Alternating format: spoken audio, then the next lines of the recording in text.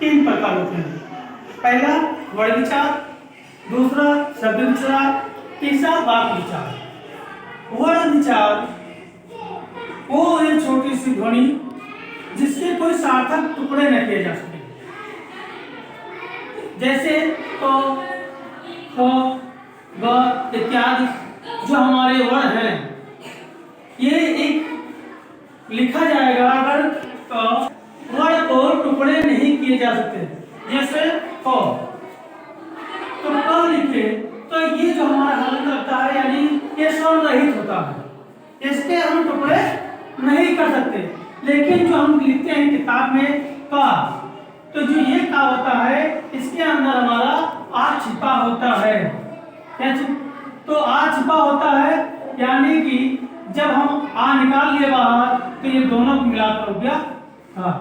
तो ये हमारे यानी ऐसे वर्ड जिनके हम टुकड़े ना कर सके उसको हम क्या कहते हैं, वर्ड कहते हैं। फिर दूसरा हमारा शब्द विचार, जब एक या एक से अधिक वर्णों के सार्थक समूह को यानी कि जिसका कोई अर्थ निकालना हो, ऐसे समूह को जब मिलते हैं तो उसको हम शब्द कहते हैं। जैसे अर्थात कोई बच्चा है, बच्चा जब थोड़ा सा बड़ा होता है और बड़ा होने पे वर्ड कहना सीखता है। पहले क्या कहता है, माँ कहता है, पा कहता है, बा कहता है, ये इत्यादि शब्द सीखता है तो वर्ड होता है। इसके बाद जैसे बच्चा थोड़ा बड़ा हुआ ये तो बड़ा होने पे ये मामा कहने लगता है, पापा कहने लगता है या दादी कहने लगता है, यानी एक से अधिक वर्णों को ये बोलने लगता है तो उसको कहते हैं शब्द।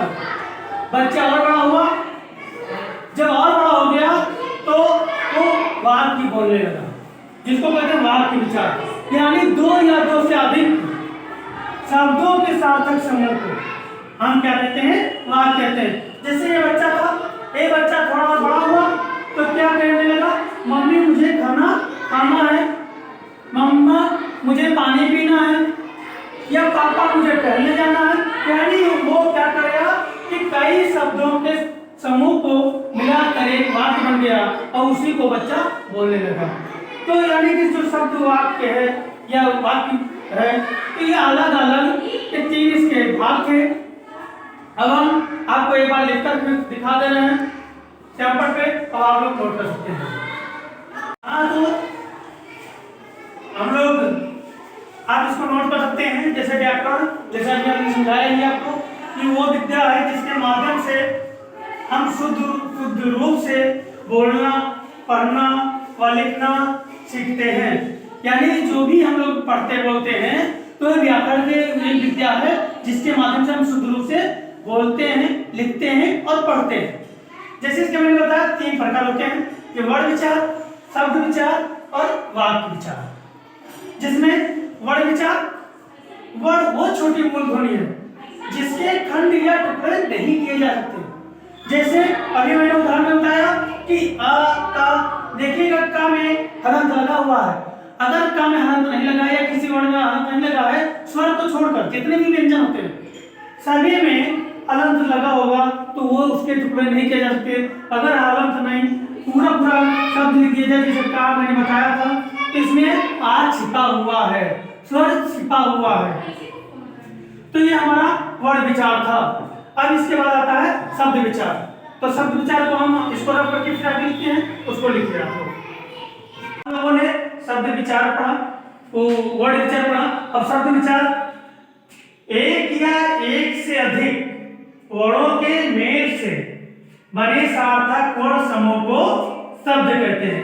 यानी कि एक या एक से अधिक वर्णों के मेल से बने सार्थक वर्ण, ये सार्थक वर्ण समूह को क्या कहते हैं, शब्द कहते हैं। जैसे तिरंगा, पानी, मोर आदि। अगर हम इसको हम उल्टा कर देंगे, इधर उधर कर दें, तो पढ़ने में कोई जिसका कोई अर्थ नहीं निकलता है तो हमारा क्या होगा, शब्द नहीं कहलाएगा, क्योंकि एक शब्द लिखा है सार्थक वर्ण यानी सही वर्ण। इसके साथ हमारा आता है वाक्य विचार। एक या एक से अधिक शब्दों के मेल से बने शब्द के समूह को वाक्य विचार कहते हैं। यानी यहाँ क्या था, यहाँ वर्ण था, यानी वर्णों के मेल को जब करते थे तो शब्द बनता था। यह शब्दों के समूह को हम क्या कहते हैं, वाक्य विचार कहते हैं। जैसे राम स्कूल जाता है, एक शब्द, दो शब्द, तीन शब्द और चार शब्द, यानी एक से अधिक शब्द आ गए तो ये क्या हमारा बन गया, ये बन गया हमारा वाक्य विचार। तो ये हम लोग पढ़ रहे थे आज व्याकरण, व्याकरण के प्रकार पढ़े। अब हम नेक्स्ट डे पढ़ेंगे वाक्य विचार। तो आज यहीं पर हम क्लास को ब्रेक करते हैं, फिर